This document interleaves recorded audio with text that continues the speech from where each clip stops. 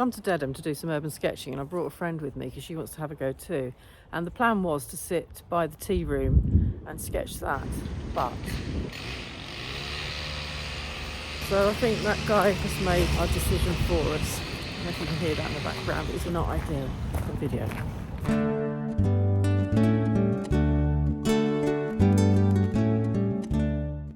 We're just trying to choose a view. There's so many pretty buildings here, but it is obviously quite busy and there are a lot of cars here. So we're just deciding on a little tea shop because the man cutting his hedge now seems to have stopped. Or here, behind me, there is a pub with a little alleyway. There's some quite interesting shapes and different coloured buildings, so it looks like quite a good spot. What do you think, Sam?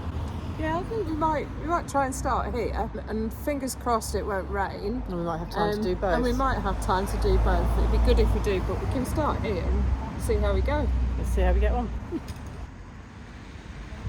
So we found a good spot and we're going to have a little look at what we're going to draw. So what's the highest point of what you're going to draw?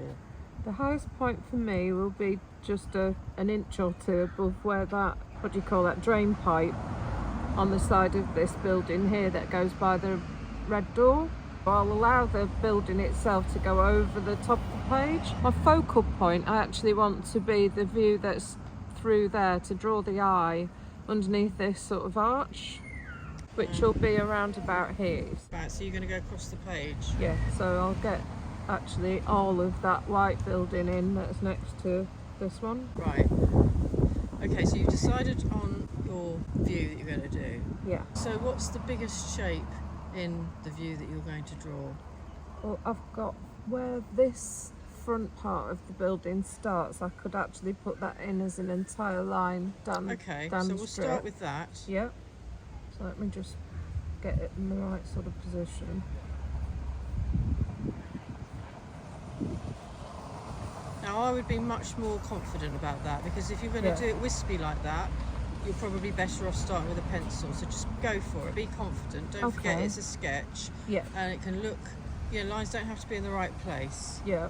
So what's your next big shape? Next big shape. There are so many different ways that you can approach and start a sketch, but the way I like to do it is to look at the big shapes first and get those in before I start getting into the finer details. I'll just add this wall in all the way along the bottom as well, because that gets in the way of everything. So Sam started sketching out the big shapes, and I also mentioned a little trick where if you just imagine the hands of a clock, it can help you estimate the angles of things like roofs. And you can look at angles of roofs and the way the paths are going and think about a clock face, and that helps you to get the angle. So if we look at the angle of the white building where the green door is down the alleyway, so if you look at the roof at the top, you can hold your pen up if you like. So if I hold my finger up, let me try and work out where it's going to come first, because that's the gutter is what we put down as my highest point, which is around here. So while we're putting the big shapes in, we're trying to work out where they are in relation to each other and lining things up. Don't know where that is at all. You look at the proportions of the front building, let's call it the sort of the creamier, the older building, and then the new white bit at the back. Yeah. They look probably about the same width from where we're sitting when they're foreshortened. Yeah. So bear that in mind when you draw maybe draw a centre line down there. Yeah. And that now you know where your two buildings are. Yeah. And now the one at the back has got a little roof. So that comes like that. And that tells me that this is coming down here. And that is nearly horizontal, but not quite from where we're sitting. And that sticks out actually Yeah. quite a bit. Yeah. So I'll lengthen that. Okay, so now let's have a look at how much gap there is between that building that you just drawn and the yellow building, and let's put a line in, a vertical line for the yellow building. Look at the negative space, so look at the end of the alley and how much of it you can see. Yeah, there isn't a lot of space between the roof at the back and this here. It's quite... Because that roof sticks out quite a bit. Yeah, it overhangs does. quite a bit. And the gutter of this yellow building actually is quite in line with the rooftop of where you're that sitting, one. yeah. From where I'm sitting. Obviously I'm standing up, so... This has got a little bit that juts out. Yeah, and that's It's halfway about up. halfway up. It's halfway up the yellow building, I would say. Yeah. Rough. roughly around about here. So let's work out where halfway is there. It's probably around about there, isn't it? Yep. So now look at the width of that bit of yellow. That's this side of the sort of coaching gate arch, whatever it's called. Yeah. And just think about how big. So that's almost a square. The bottom bit's very square from where I'm sitting. So we carried on building up all the big shapes, putting it all together a bit like a jigsaw.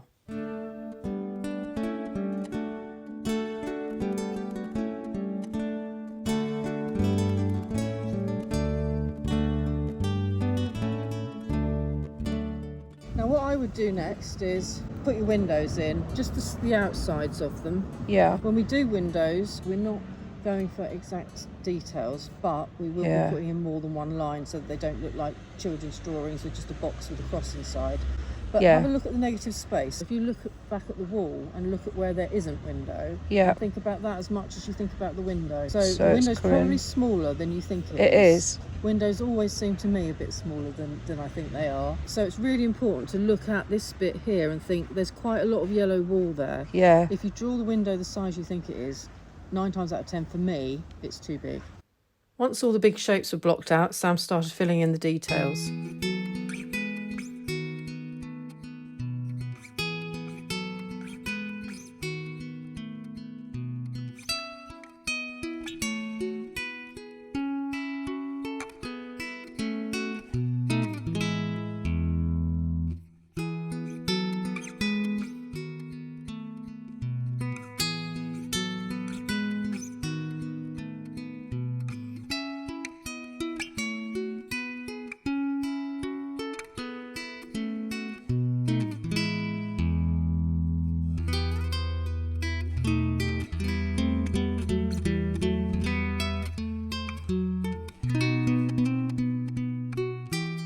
And while Sam got on with that, I started a sketch of my own.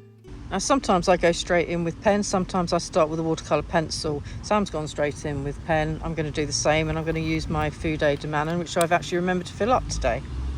So I'm just deciding on what view I'm going to do and where I'm going to start. So let's look at the highest point, which for me, because of the trees, is just the top corner of that yellow building there. I'm going to start with that corner there, and I'm going to just draw this little section here. Now I have a tendency to draw everything too big, so I'm going to try and rectify that today. And we haven't got to be straight with our lines because it's a really old building. This is Dedham on the Suffolk-Essex border in what's known as Constable country, because it was made famous by the paintings of John Constable.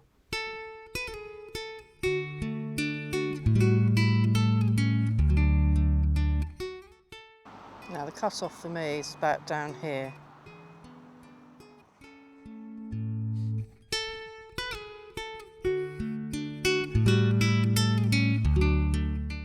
About halfway up here I've got this line, which is the roof of that building. And then I'm looking at the triangle here. And the proportions are quite wrong. Follow my own advice and look at the negative space and not make that window too big. And this window is sort of almost in line with the one above, but not quite.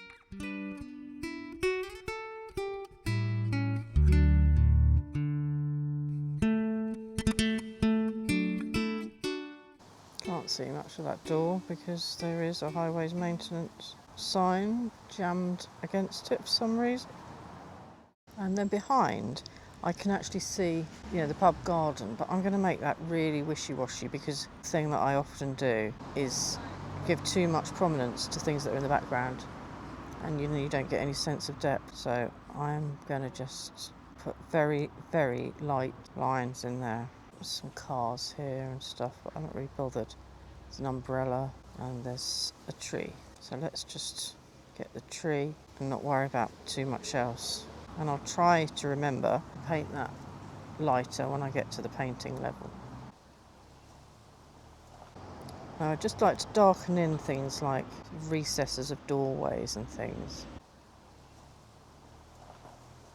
And there's a big drain pipe comes down here, I'm lucky because I'm using a Fude Pen nib. I don't have to sort of go over things twice. I get a nice thick line by just holding the pen at an angle. You can't see much up there because there's trees. And if you muck it up, just draw some more leaves. That's what I'm doing. So I just mucked up, just put a line where it shouldn't be. So it's now got a tree in front of it. I don't know about you, but my pen does not, if I draw a line, it doesn't do a line a lot of the time. Well, no, but I use different ink to you, don't I? I use platinum carbon ink. I'm not sure if you can hear Sam in the background, but basically she's saying that her TWSBI Eco is causing problems and she's not getting a solid line. The ink's not flowing properly. Now, I'm the one who recommended that pen to her because mine works perfectly and I love it. So I'm wondering if it's the ink. She's not using the same ink as me, so it's something that we're going to look into. And if we can find a solution or what the problem is, then I will mention it in a future video. Yeah, I wonder if it's the ink then. Maybe you should try the platinum carbon. I know you like the brown ink, but just to see if it's any better, and if it is, then you'll know. If not, then I'd say it's a defective pen, because my TWSBI, I'm always recommending it, because it's just so lovely and smooth. Yeah, you get on very well with yours, don't you? I do. I'm drawing those bricks in ever so faintly because they have been painted over, so you can't see, you know, the mortar very easily. But there's some holes in the brickwork. It's like a really old building. So I'm going to make sure I get that in.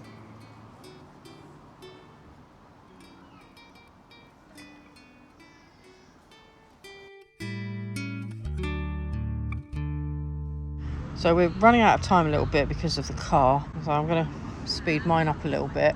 All I'm going to do is I'm just going to put some little roof tiles, hint at them, not all of them. Cover up anything where I've gone wrong with some leaves, like I've done here.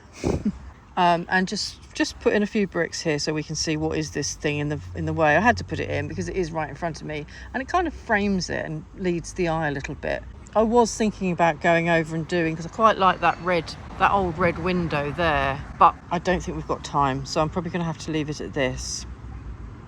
So I'll start with the little roof tiles, and as I said, it's a very old building, so they're very wibbly, I don't know, wobbly.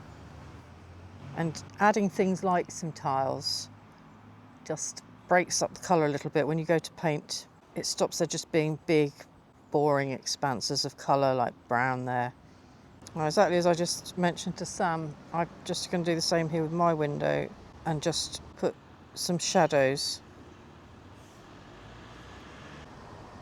And underneath the window sills. In fact, there's a tree here as well, which I've forgotten about. Hint at some leaves. These Fude nib pens are great for this. Quite easy to get some random lines and thickness, which is what we want. We're not drawing in every single leaf. There's some sort of rendering on that building behind. Did you see the one down the alleyway? I don't know what you call it. There's sort of like a texture in the plaster. Yeah. So I'm going to put that in because it's a white building, and white buildings are quite hard to draw because you don't want them to be white. And then I'm just going to put a few bricks in here. It's not my focal point, so I don't want loads. Stucco render, that's what I was looking for. There. I think, as mine's got to stay quite simple, I think that's it for me. Well, ladies, that's amazing. Thank you. And then some ladies who were staying in Dedham with their lovely dogs came over to say hello and look at our sketches. And that's one of the things that I love about sketching. You meet and chat to some really friendly people. I'm sorry I only got one of your names, so Sarah, if you're watching, it was really good to meet you. Thanks for coming over for a chat, and I hope you enjoyed a nice glass of bubbly when you got home to Derbyshire. Bye. So you do meet lovely people when you do this? Yeah. So are you ready to put any paint on yet? So Sam's using a Winsor & Newton Cotman set, and they're quite handy because they've got 3 quite large areas for mixing. Okay, what would you recommend? Use the biggest brush? Well, no, I use the biggest brush first. Yeah. And do your big expanses. Right, okay. So use a lot of water. Okay. Alright, this is going to be tricky. See, these are things that I can't do because I don't know how you manage to hold it all and paint at the same time. Oh, I'll spill quite a bit. Okay, so what I would do is mix up use most of the colour is yellow. Right. So I would mix up a big Oh, I've got a nice yellow. Yellow ochre with some of the actual yellow. Yeah.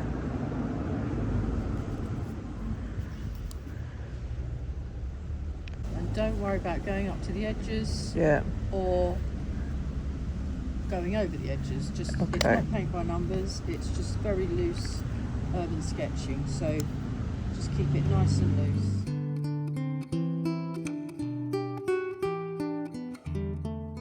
How are you getting on? Okay, I think. I'm not trying to be perfect. No. I'm trying to be the opposite of perfect. Yeah, good, because it's a sketch.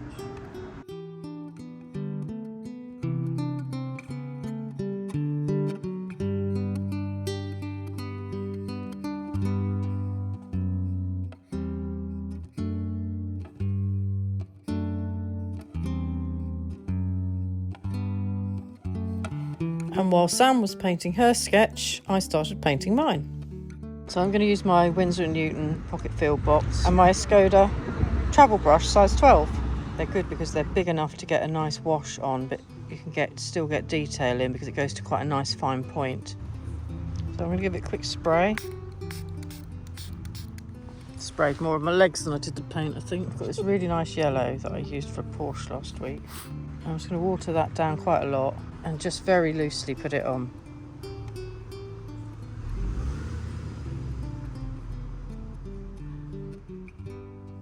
Now while I've got the yellow out, I'm going to just add a little sap green to it and just put some of the foliage in. And I'm going to vary the colour a little, so I'm now going to add a little bit of red to the sap green.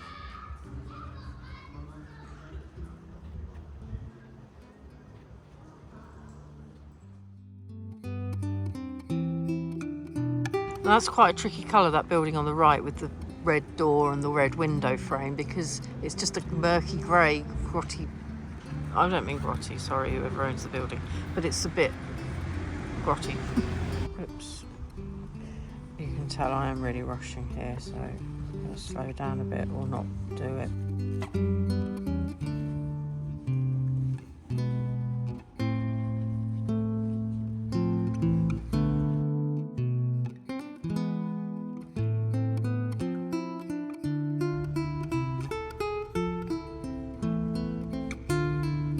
What I'm doing for this colour of this building over on the right is I'm literally just cleaning up the rubbish that's on my palette because it's not pure white, so I'm just giving it some tinges of colour. Tinges, is that a word? Hints.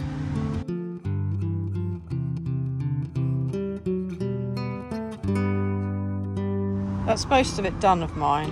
So what I'm going to do is I'm going to take a little Payne's grey with a little blue and just put some shadows in. I don't know if it's dry enough.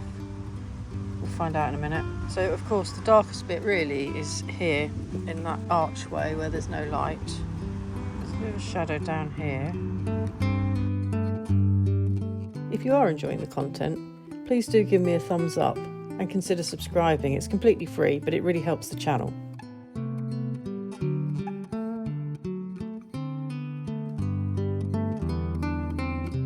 So the last thing that I want to do is I want to just put in some little tiny red flowers, and that is the beauty of this little brush, this size 12 travel brush.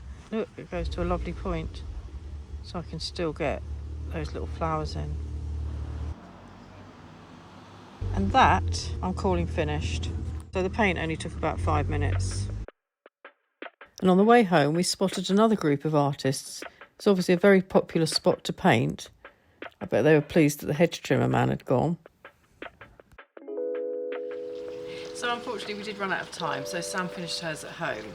So did you enjoy going urban sketching? I really did, yeah. It was good fun to be out in the open and choose a scene that looked like it would make a nice composition. I really enjoyed the whole process actually. It was even nice to have strangers stop by, which, you know, if you hadn't been there, I'd have been quite self-conscious about. Are you pleased with your sketch? Yeah, I am pleased, and I remember when I was at school my art teacher saying use the whole page, and it seems that I've taken that to heart. Really?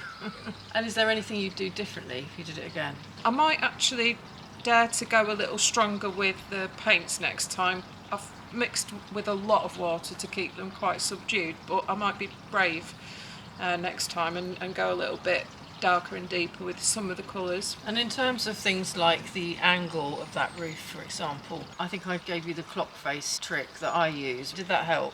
It helped a lot actually to look at that, and also what you were saying about negative spaces, the angles and the negative spaces in particular for me, I found that really useful. We're just looking at our completely different styles.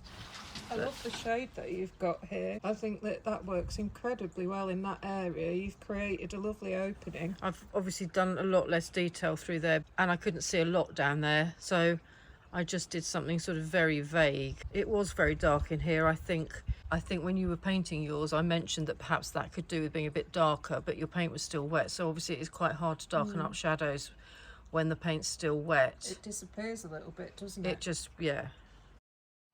So the question is, would you come again? Yeah, absolutely. I'm keen to. Yeah, Excellent. can't wait. Thanks very much. Thanks for watching and happy sketching.